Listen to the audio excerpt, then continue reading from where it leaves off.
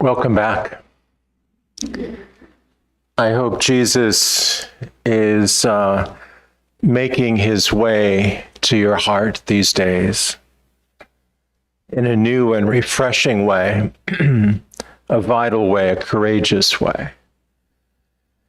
I hope that you recognize the gift of your own life and your own faith. So this is Monday afternoon, March 31st, 2025. It is the third of our talks, and it is today will be on the second Sunday of Lent. So I invite you to just listen for a moment again to this vital text in our history, this incredible mystery of the Transfiguration as presented in Luke's Gospel. Jesus took Peter, John, and James and went up the mountain to pray. While he was praying, his face changed in appearance, and his clothing became dazzling white. And behold, two men were conversing with him, Moses and Elijah, who appeared in glory and spoke of his exodus that he was going to accomplish in Jerusalem. Peter and his companions had been overcome by sleep, but becoming fully awake, they saw his glory and the two men standing with him. As they were about to part from him, Peter said to Jesus, "Master, it is good that we are here. Let us make 3 tents, one for you, one for Moses, and one for Elijah." But he did not know what he was saying.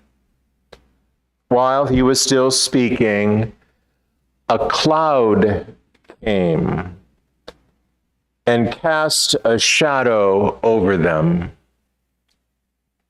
And they became frightened when they entered the cloud.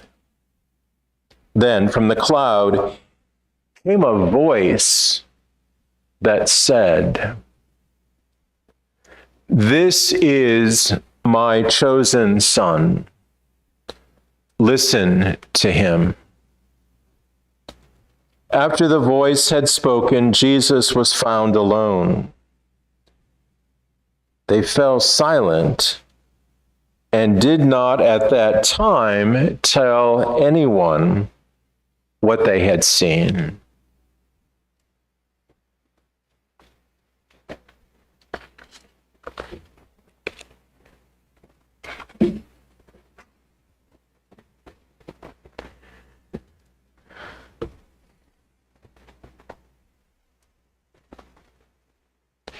This is one of my favorite stories in the scriptures, in the Gospels. It appears in the different synoptics every year on the second Sunday of Lent. The Transfiguration. It is a moment of awakening for us and for the church, and especially for the catechumens who are preparing for the gift of baptism. It is this new awakening and moment in which they can capture a glimpse of where it is they are going into full communion with our Lord Jesus Christ in all of his glory. The Transfiguration is an incredibly courageous act. These disciples, Peter, James, and John, go up with Jesus on a mountain. Well, even that, going high on a mountain, is a very different experience than being in the desert. if we think that the mountain is going to give us a new perspective about who we are, who Jesus is, about a new perspective on what it means to follow him. He takes them up a side of the mountain. They should already be aware that this is not a normal day. Things are going to happen. And then all of a sudden, they see who? Who do they see? Moses and Elijah. It's not your normal vision in the course of a day. And Peter is saying, holy crap, look what's going on. This is incredible. Why don't we stay here for a while to keep the vision going? He's developing his own little Christian community on the side of the mountain. Let's build 3 tents. One for you, one for Moses, one for Elijah, and we're going to hang out here for a while to see what happens. But like any Christian community, it gets dispersed, right? Jesus says, well, guys, it's all really nice that you want to hang out and talk to your ancestors and see them face to face. But there is something even more. So a cloud comes, and all of a sudden, there is a what? A voice. A voice. Just when they thought they had seen it all and heard it all already, the voice comes from the cloud and says, guys, you haven't seen it all. This is my beloved Son. Listen to him. Pay attention. Offer your heart to him, because he's going to show you a new way of living and a new way of creating from the gift of love itself. Listen to him, the Father says. That simple sentence is what the church should, first of all, never forget. And we should have built in all these centuries churches to do just that. Listen to him. I think, but instead, we do most of the talking. Wouldn't it have been nice had we created an environment from the get-go along the side of a mountain and in every other space in the human condition, a spot in which we could learn to listen? This gospel of the Transfiguration is a foretaste of what is going to happen. First of all, the mountain itself, as we know, right, is an image of Calvary, of what is to come. It is an entryway into the real mountain that is going to really change things, and that's Calvary. And then that vision, that awakening from the cloud, that voice is leading us ultimately to Easter morning, when we begin to see the revelation of Jesus Christ in a new way. Now, in the other synoptics, I think it was in Mark, they say, well, we got to go down the hill and get to work, because you cannot stay there. There's more to come. There's more to come. You cannot stay on the side of the mountain, because you've got to take this peak experience and implement it in the world. You've got to take what you've experienced and tell others about who Jesus is. In other words, it's going to be up to you as well, to you and me, to listen. I love this gospel. It is so filled with courage. You know, Catherine of Siena, I'm sure as women religious, you probably have heard this quote 1,000 times. But when she says, you know, all the way to heaven is heaven. All the way to heaven is heaven. Because Christ says he's the way. Man, I love that. And I wish, too, we could take that to heart. All the way to heaven is heaven because Christ says, I am the way.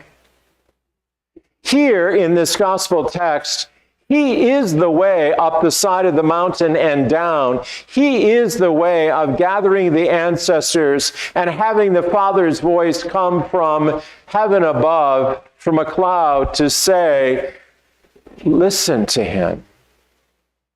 Listen to him. This is such a courageous gospel, and one that I'd like to invite you to reflect upon even more.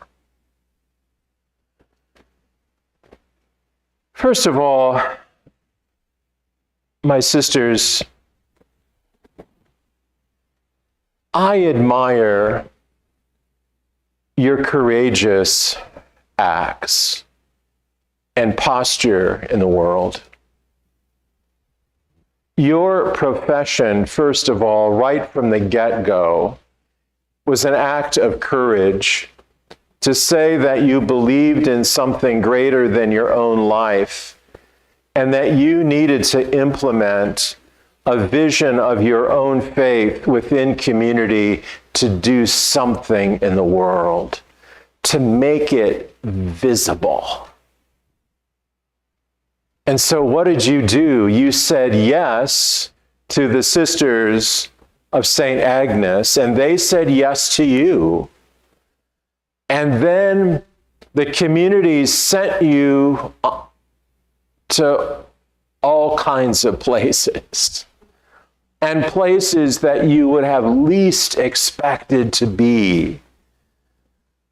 How many countries have you guys served in over the years? Anybody know? 5? Yeah, 4 or 5. Talk about courageous activities. It's not something to sneeze at. You've given your life to a phenomenal purpose, and that purpose, first of all, is formed by the fact that you first listened to the voice within you that said, Jesus is real, that God is filled with hope, and that to implement that vision of faith in the world is meaningful.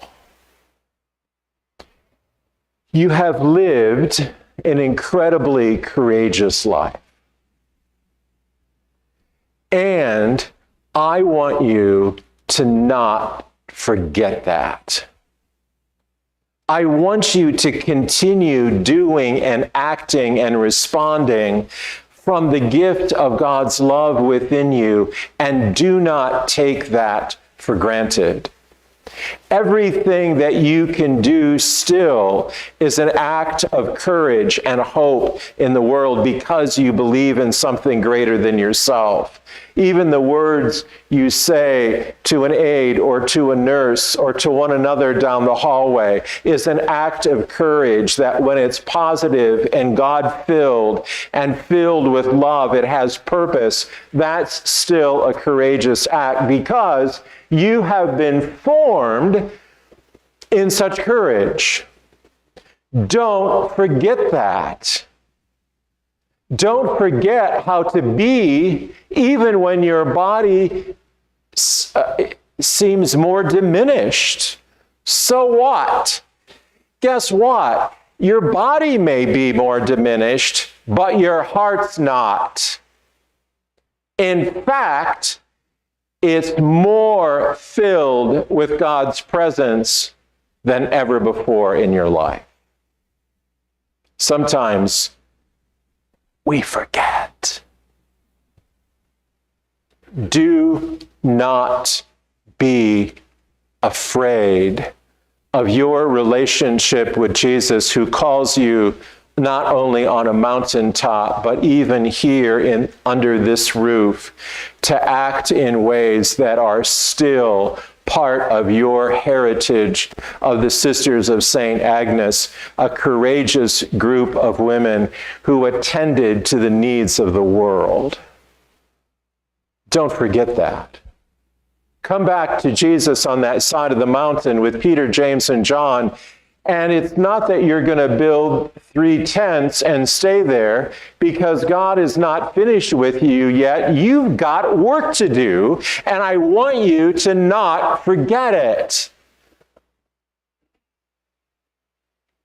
My sisters, the courageous act of faith is every single day. When you receive communion in this small chapel, it is an act of courage to open your hands and open your heart to receive the one who has called you by name and who still sends you. When you receive the real presence of Christ Jesus in the sacrament of the Eucharist, you are still walking along with Peter, James, and John along the side of a mountain to say that you believe in something greater than yourself. And don't forget,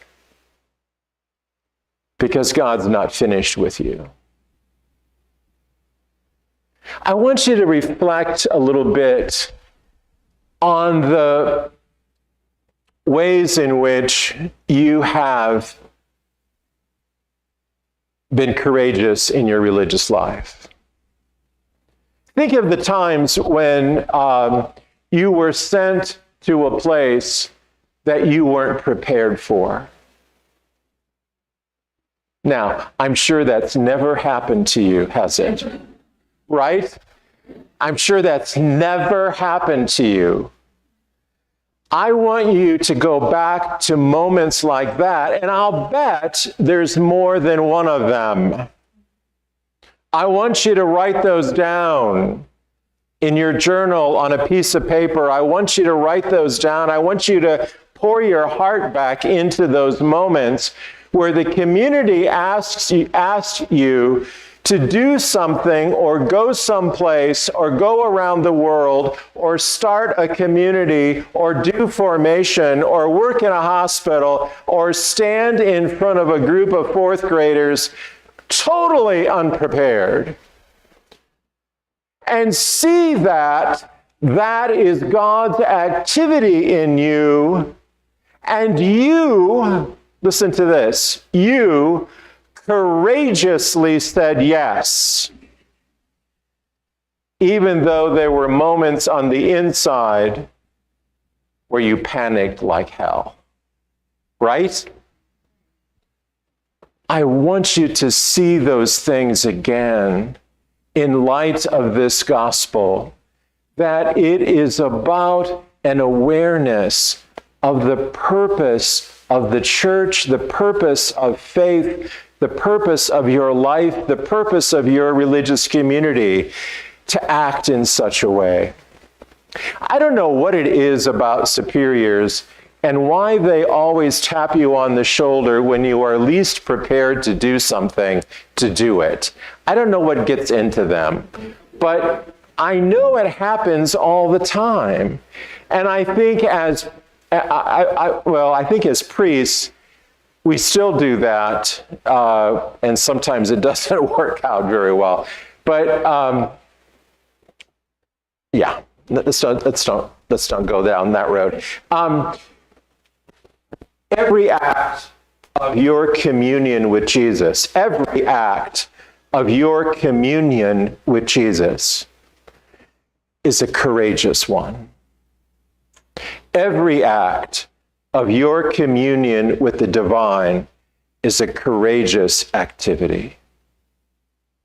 Not only when you receive the Eucharist, not only when you receive the sacraments in his real presence, but when you take that and act on it in the world, all of that is a communion with Jesus, and every action on that is courageous. It's a courageous activity. When you find yourself having to pack up and go to Nicaragua, or pack up and go to Marian University, or pack up and go to a parish in Watertown, whatever it was, right? Whatever it was, there was a moment in there in which, in all of your unpreparedness and all of your naivete, it was a courageousness underneath it all. And that's exactly what the disciples are facing in this gospel text. They are overwhelmed by the gift that what their hearts have really yearned for is right before them. And they're loving this courageous moment. And so let's build some tents there. Let's hang out. Let's have a beer. Let's see what we can do together. But of course, Jesus is saying to them, there's a heck of a lot more to accomplish. Wait till they get to the real mountain. Wait till they get to the real empty tomb. Then they will see how many there at first were courageous or not.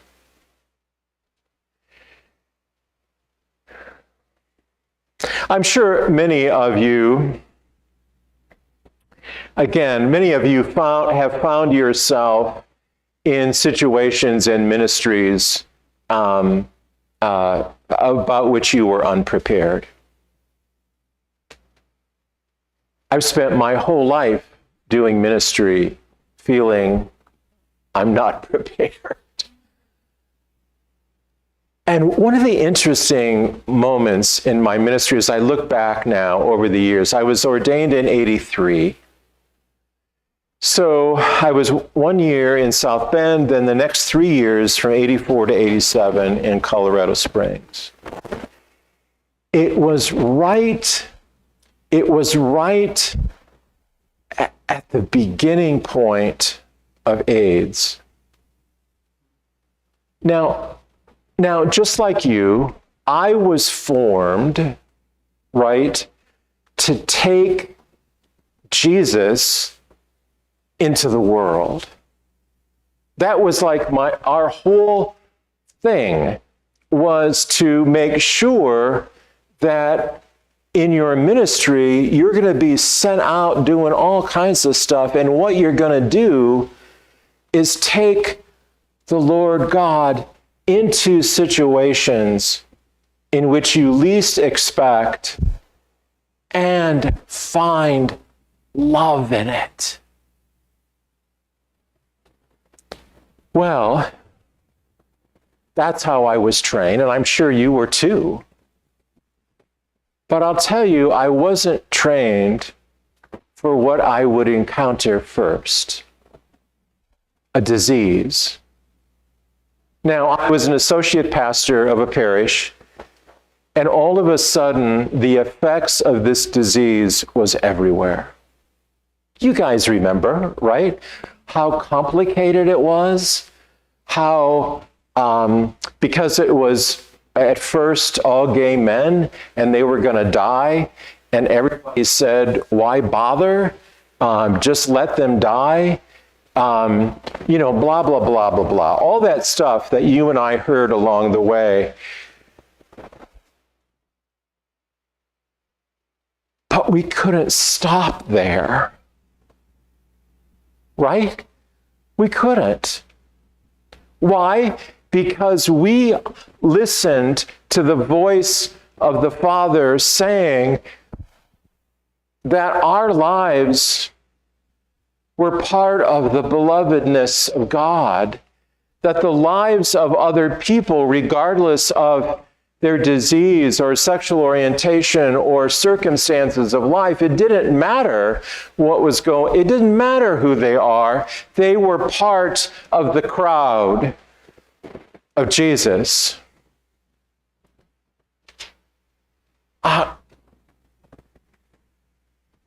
So I found myself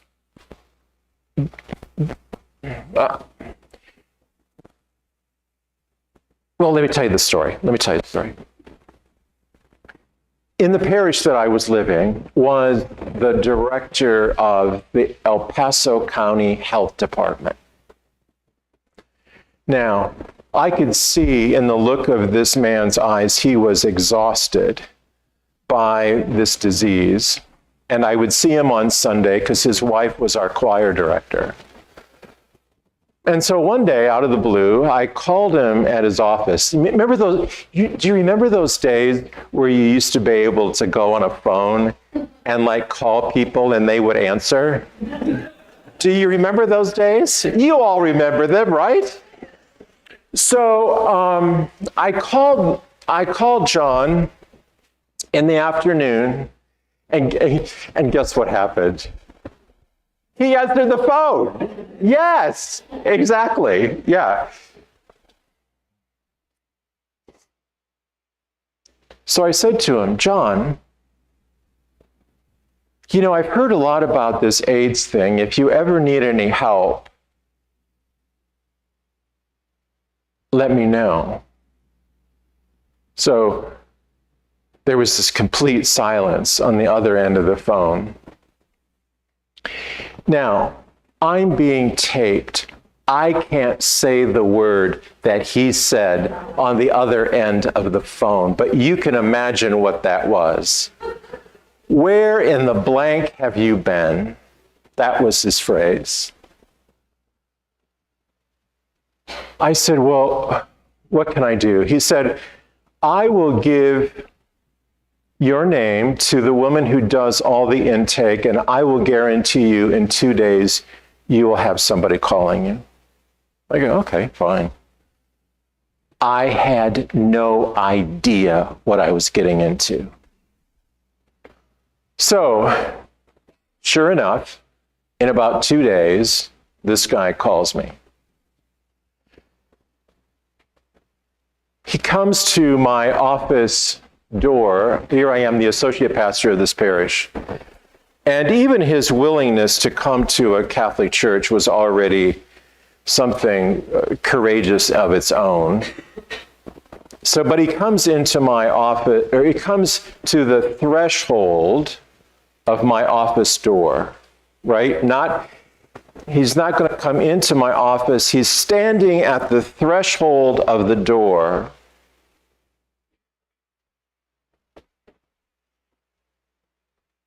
I said, come in. He said, no. I've tried to speak with 3 other priests and nobody will listen to me. He said, will you, and he pointed to me. He said, will you listen to me? And I said, yes, I promise. So he came in, we sat in the office, and there was a table between us, and I had offered him a Diet Pepsi. So he sat there and drank the Diet Pepsi, and we sat there for, over 2 hours. At the end of the conversation, he said to me, if you are going to be of any help at all in this thing, then you've got to go down to the health department and do something about which we have to go through when we're tested. He said, the people down there take people who are going to be tested and they walk them down this hallway and everybody knows what's happening. He said, you've got to stop that. And I said, well, okay. I had no idea what was going on, right? Not a clue. So anyway, after he left the room, I stared at that Diet Pepsi.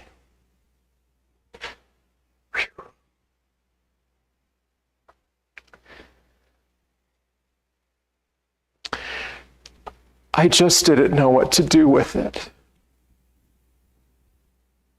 Because at that point, we didn't know. That was before everything. We didn't know. So the next day, I called the nurse that the director told her of my name, right? Now, of course, the nurse had never heard my voice before. And that was before any kind of phone identification on the other end of her phone. She had no idea who I was. So I made an appointment. I made up a story. I made an appointment. I went down there and I sat with her in this tiny, tiny little office. She was there. There was a little desk. I was here. She knew darn well I was lying, but she got up and she took me down this hall, and everybody stared at me. And I knew that that was the moment that this gentleman was talking about, and that something needed to be done about that. She took me into this room. She took 3 vials of blood. One for AIDS, one for, what would it be? Hepatitis, yeah. And what would be the third one? Whatever it was. So she took 3 vials of blood. Now, in those days, because it was just beginning, the blood had to go from Colorado Springs. It had to be shipped up to Denver to be tested. She said, in a week, you come back and I'll have the results for you. So I call her a week later.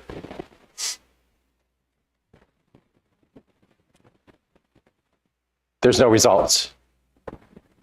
So 10 days go by. I called back. Guess what? No results. 2 weeks go by, and guess what? No results. So she said to me, you come back tomorrow at 9 a.m., and if I have to go to Denver myself this afternoon to get those results, I will. So at 9 o'clock in the morning, I show up at this little tiny office again. She's there, the desk is here, and I'm over here. She is very nervous. In fact, she's pretty much beside herself. Now, that is starting to make me nervous. So she said, well, it's not that I have bad news, but I don't have good news either. And I said, oh. She said, we lost your blood. But she said it was the vial that we lost was the AIDS vial. And we think somebody took it out of our clinic and it was never sent to Denver. Did somebody recognize me in that tour down the hallway? I have no idea. We never found out. So she was beside herself. I wish I could remember her name right now, but I can't. She was beside herself. So I said, wait, hold on. Wait, just wait.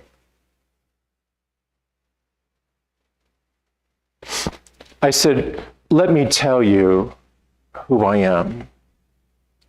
Now, I'm thinking she's either going to be really, really angry because I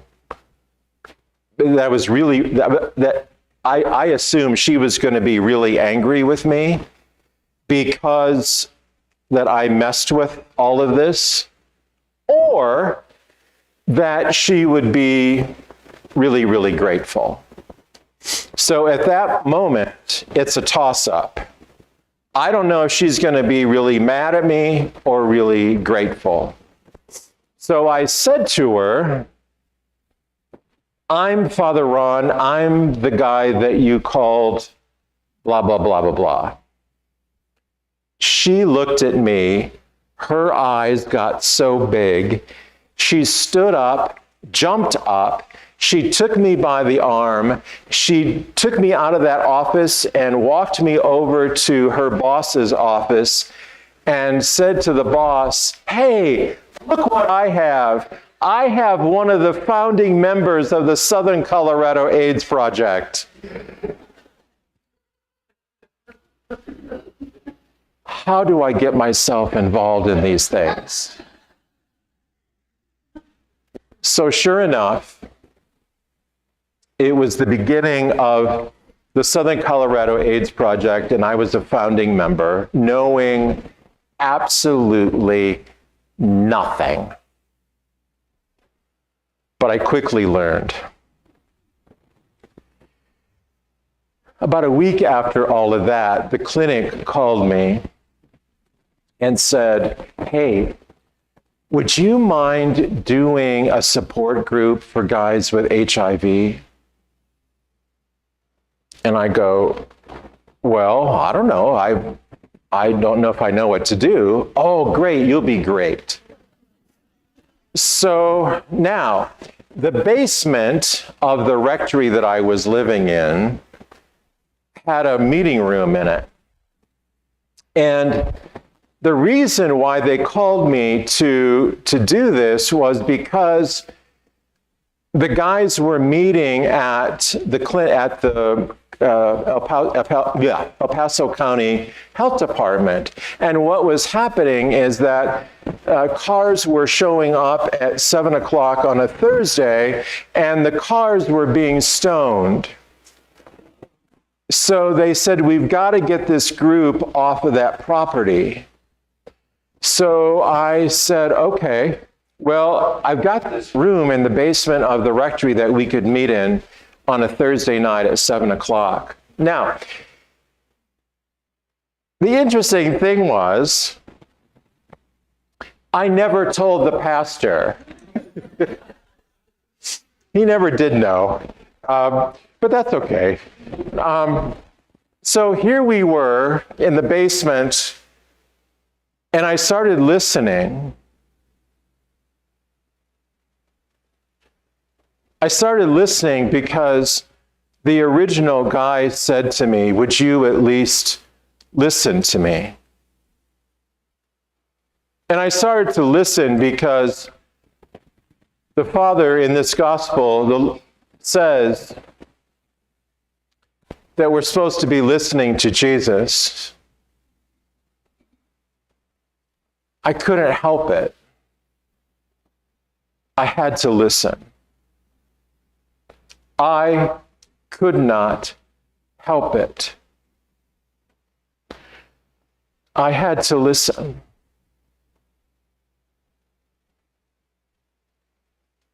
We worked together for some months until they found a new place. And things were happening so quickly. People were getting involved, and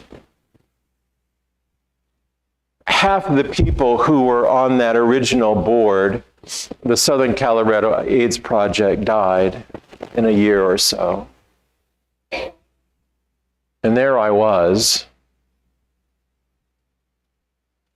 I didn't know beans about what I was doing. But the one thing that I knew for sure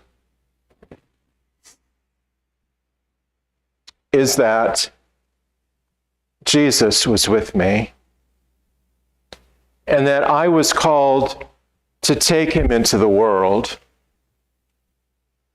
By my profession of religious life and my own baptism and my ministry as a priest, I was called to take my life into the world and lose it, so that I could find it in the midst of people who actually needed something more than I did.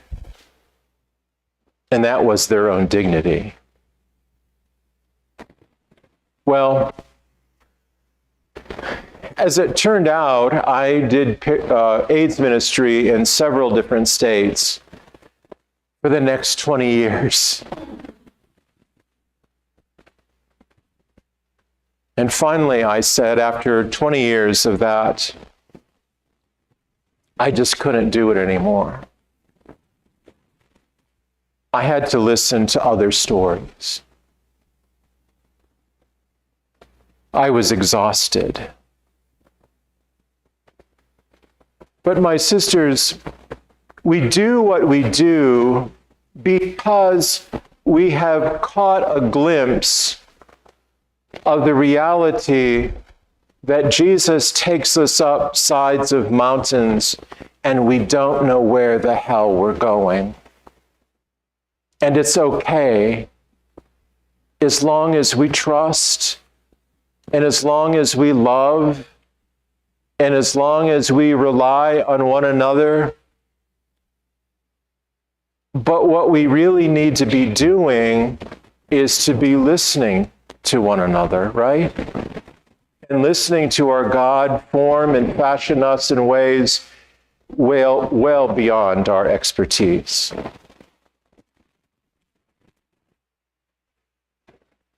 Oh my goodness.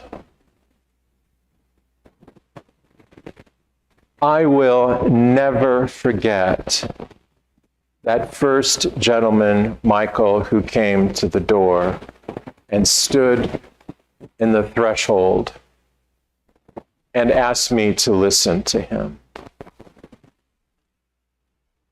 He died about, 9 months or so later. I turn to him when I most need help, going into a situation that I don't know what I'm supposed to do. I listen to him tell me once again to just listen. I wound up going back years later in 2013 as pastor of that parish. I didn't let my associates do any crazy things in the basement, like listening to people with AIDS. But here's one thing I found there. I gotta tell you this. I found a woman who was becoming a spiritual director, and she had a story like I had never heard before. She was a Jewish woman. She had been in bed for 17 years. In bed. Her 2 children grew up, and she was never part of their maturing. She was so sick for 17 years, they couldn't find out what was wrong with her. So, after 17 years, she started surrendering to God in ways in which she had never done before. And guess what began to happen? She began getting better. And once she started surrendering, the right doctor for her came along that began to help her. And slowly she got out of bed, and slowly she began to be clothed and to be able to walk again. And slowly she began to go outside to listen to nature and to be warmed by the sun. She had not really been outside on her own in 17 years. She began to listen to God, and God began to speak to her. God invited her to become Catholic, to be baptized. And God invited her to start listening to priests. And she said to God, God, I'm a Jewish girl. I don't know any priests. She found a retired bishop in Colorado Springs, Bishop Hanafin, and he baptized her. And he and the two of them began this program called One Simple Voice, in which she helps people listen to the voice of God. I've been working with her for, 5 or 6 years now. Because I don't ever want to stop listening. Because I know when I stop listening, I start hearing all my stories that are fake, that are not good, that are disruptive to my own life. I start listening and paying attention to the surface stuff and the actions of other people that are none of my business. I start listening to things beyond my own heart that I shouldn't be caring about, rather than listening to the power of God's voice within me that leads me in my ministry to take his son Jesus to the world so that I can listen to other people. My sisters, your lives have been even more courageous than mine. Even when you did not know your expertise or where in the hell you were going, your love of God within you, your purpose in life, attached to the real presence of Jesus Christ, has led you far and wide. Sometimes that's been a lonely journey. Sometimes that's been on your own. Sometimes that's been in a community that you didn't get along all that well with others. But who cares? You did it because you heard something greater than your own life, and that is the voice of Jesus.